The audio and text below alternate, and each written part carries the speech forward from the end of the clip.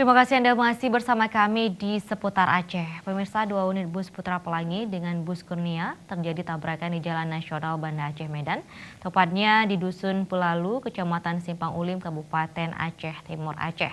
Dan akibatnya 1 orang supir bus dan 1 bocah berusia 6 tahun meninggal dunia.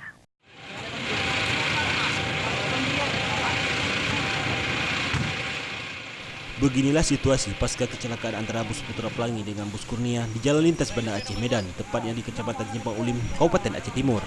Menurut data Kepolisian Resor Aceh Timur, bermula kejadian tersebut berawal dari saat bus Putra Pelangi BL 7614AA yang disupiri Arsya Arifin melaju dari arah Medan menuju Banda Aceh dengan kecepatan tinggi.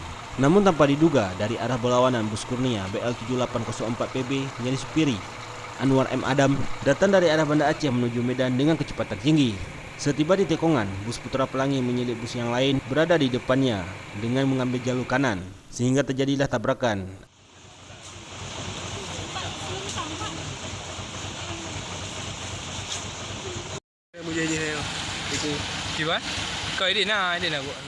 Akibat dari kejadian tersebut, supir Putra Pelangi serta 1 bocah 6 tahun meninggal dunia. Selain itu, 1 penumpang Putra Pelangi mengalami luka berat, 1 penumpang lainnya mengalami luka ringan.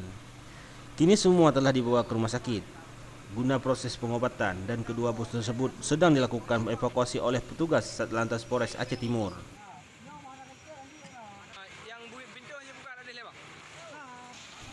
Dari Aceh Timur, Tim Liputan Aceh TV.